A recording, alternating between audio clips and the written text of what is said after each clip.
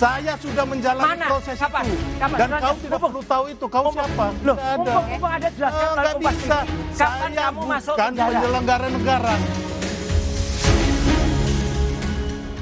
Wakil Ketua Umum Projo Freddy Damanik memohon ke Presiden Prabowo untuk memberikan amnesti kepada Sylvester Matutina seperti yang diberikan kepada Hasto Kristianto, Tom Lembong, hingga Gus Nur yang menjadi terpidana terkait kasus ujaran kebencian ijazah palsu Jokowi. Freddy menilai amnesti untuk Sylvester lebih mudah diberikan karena Yusuf Kala selaku pelapor diklaim sudah memaafkan. Sylvester menjadi terpidana dalam kasus fitnah dan dugaan pencemaran nama baik kepada Wakil Presiden Yusuf Kala tahun 2018.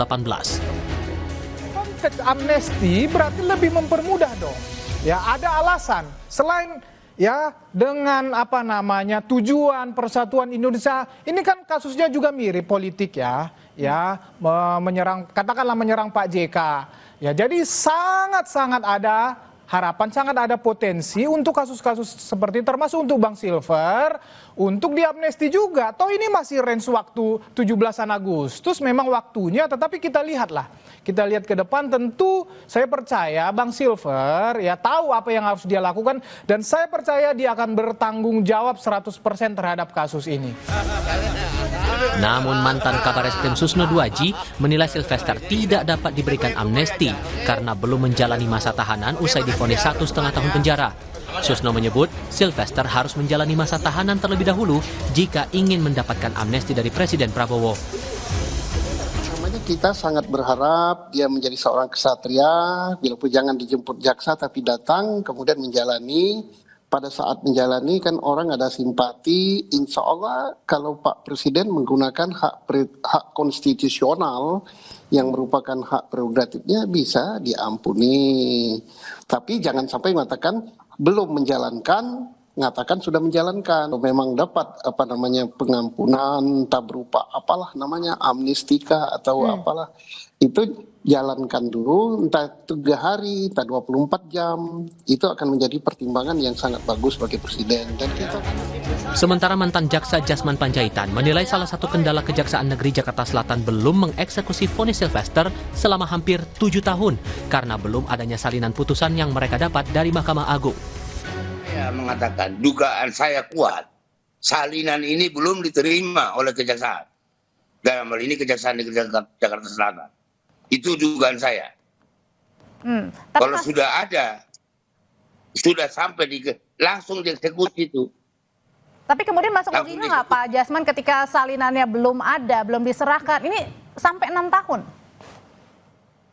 Ya kan ya sampai 10 tahun juga kalau nggak dikirimkan oleh Mahkamah Agung. Kapan nyampainya ke Kejaksaan?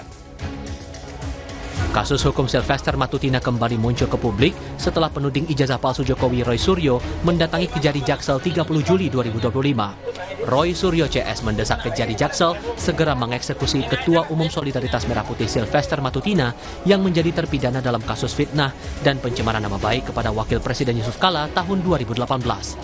Tim Liputan Kompas TV.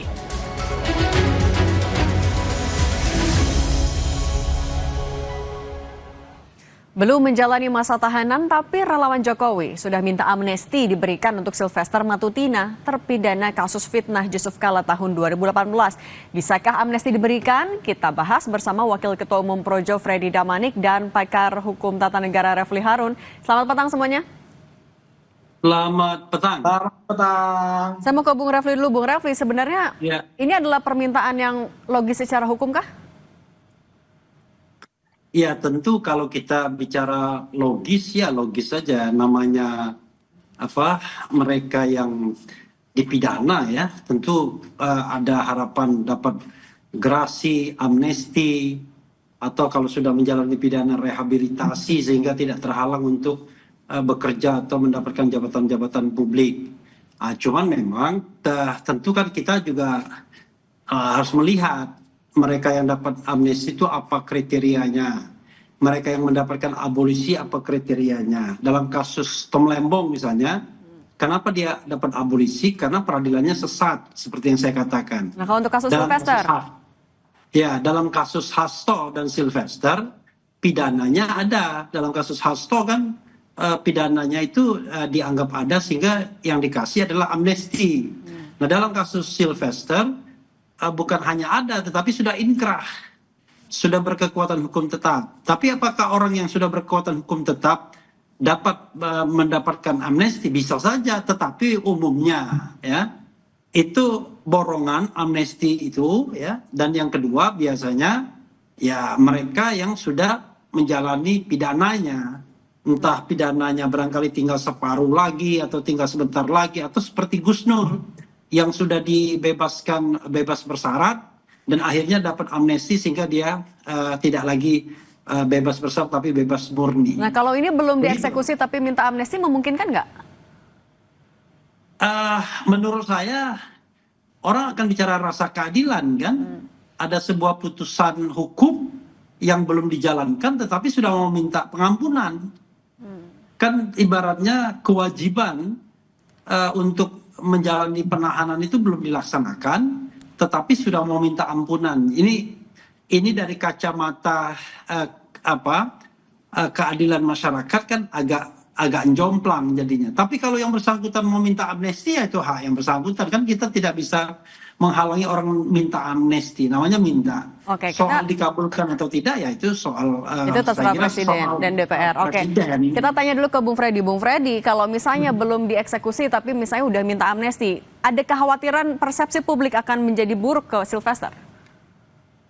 Ya, pertama yang disampaikan Bang Refli tadi, setahu saya nih, kalau saya Alpa, mohon dikoreksi, setahu saya nggak ada pengaturan juga seperti itu bahwa kasus yang bisa diamnesti sudah inkrah atau belum inkrah. Dan memang sangat terbatas aturan memang mengenai amnesti ini. Ya, ada pertama Undang-Undang Dasar, kalau nggak salah kemudian turun Undang-Undang Darurat. Itu juga hanya bicara sepintas begitu aja apa itu amnesti, itu yang pertama.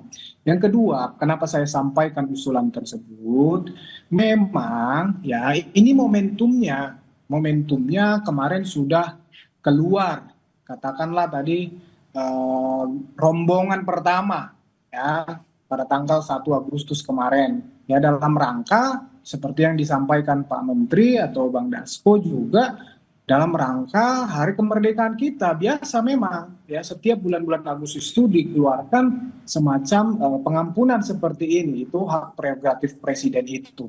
Yang kedua, kemudian kasusnya ya ini juga kasusnya mirip-mirip, kasus yang berkaitan dengan politik, kasus yang berkaitan dengan kebebasan ekspresi di politik, hukum, kebebasan ekspresi. Nah, ini yang sering sekali menjadi perdebatan kita. Ya, kemudian yang berikutnya ada presiden, ya, ada presiden yang baru saja ini yang kemarin dikeluarkan rombongan pertama. Itu Ongen itu belum dieksekusi. Udah inkrah tapi belum dieksekusi. Ada presiden, ada contohnya. Nah, mungkin juga masih ada beberapa kasus yang seperti itu yang sampai saat ini sudah di Mahkamah Agung ya belum dieksekusi. Tadi saya baca di media sedang di list lah kasus-kasus yang mirip-mirip yang berkaitan dengan itu. Nah, artinya karena politis sehingga pantas dapat amnesti gitu ya Bung Freddy? Satu lagi sebentar. Nah, yang paling dasar pokoknya mendasari adalah ini memang program Prabowo Gibran dalam konteks membenahi lapas kita yang begitu sangat over ya, begitu over sehingga memang harus dikurangi ya, sangat sudah tidak manusiawi. Demikian. Oke, kalau gitu. Artinya kalaupun politis Bung Refli, apakah ya amnesti bisa diberikan semudah itu juga oleh Presiden Prabowo? Tapi jangan dijawab dulu, kita akan sambung lagi usai jeda berikut ini.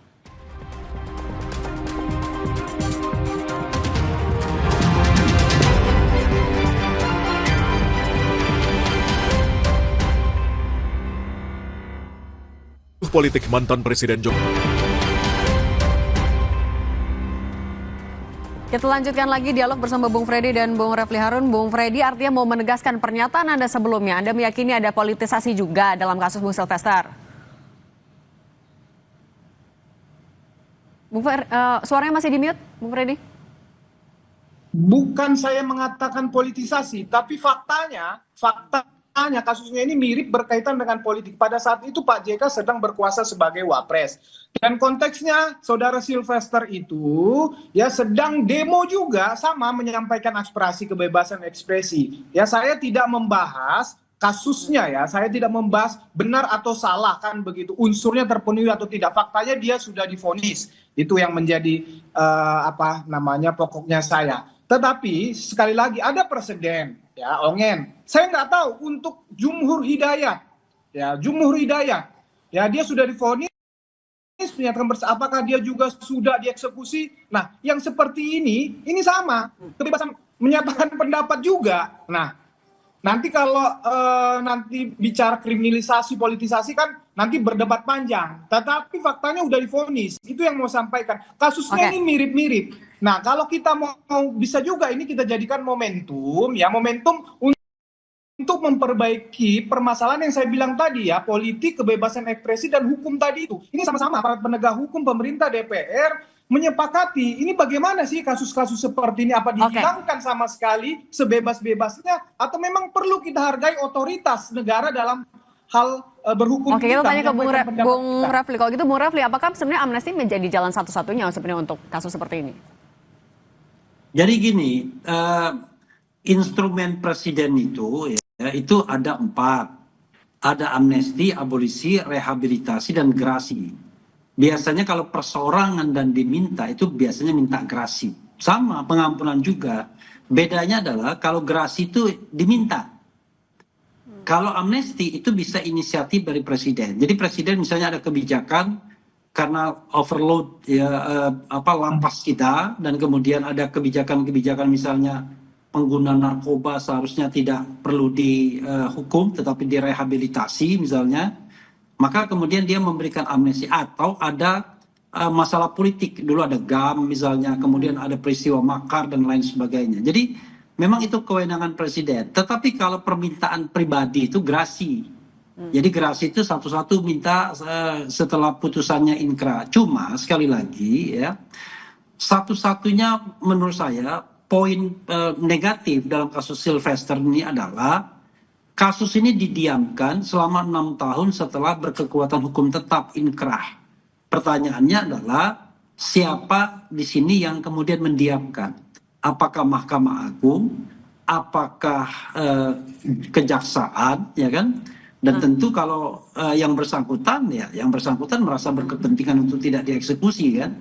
Tetapi intinya adalah maka saya khawatir akan ada modus yang sama di kemudian hari. Jadi kalau ada putusan yang berkekuatan hukum tetap seperti ini dan kebetulan belum menjalani masa tahanan, ya dibiarkan saja. Misalnya analisa Anda apa? Kenapa bisa sampai 6 tahun didiamkan? Ya sederhana bro, ya kan? Kan Sylvester bagian dari kekuasaan Jokowi. Sementara Jumhur Hidayat, Syahganda Nenggolan, Anton Permana itu para kritikus pada waktu itu. Kasus Anton Permana, Jumhur, itu kan kasus setelahnya, Edi Mulyadi. Ketika mereka kemudian dianggap katakanlah melakukan berita bohong, penghinaan dan lain sebagainya, langsung mereka ditangkap.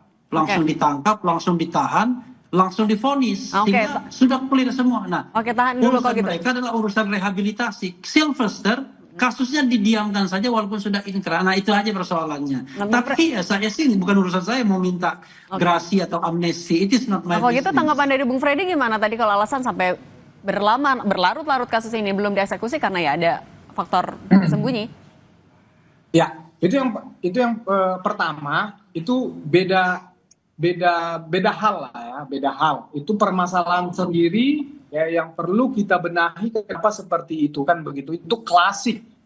Mulai dari putusan yang tidak pernah turun, apakah itu disengaja, dikondisikan atau apa, itu klasik lah. Termasuk juga apakah memang tidak dieksekusi kan. Nah, itu lain hal. Yang saya mau gambarkan tadi adalah sebelum ke situ, saya mau kasih satu lagi. Bagaimana kita Bang Refli bisa menjelaskan kasus Ongen? Kalau tadi berbicara di zaman misalnya penguasa ya. Bagaimana kita menjelaskan Ongen yang sudah divonis juga belum dieksekusi, sama juga bertahun-tahun.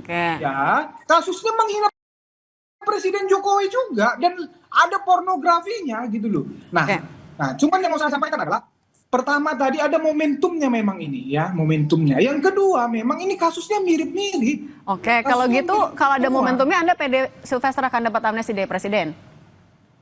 Ya, kita seperti kata Bang Refli, kita memohonkan, mengajukan permohonan, mudah-mudahan ada kloter kedua. Ini 17 Agustus, bulan Agustus ini bulan baik belum lewat. Mudah-mudahan kita berharap ada kloter kedua. Itu aja sih. Oke, kalau gitu Bung Freddy dan Bung Refli Harun, terima kasih sudah berbagi bersama kami di Kompas Petang. Saya selalu semuanya ya. Terima kasih. Kompas Petang masih akan kembali usai jeda, tetap bersama kami.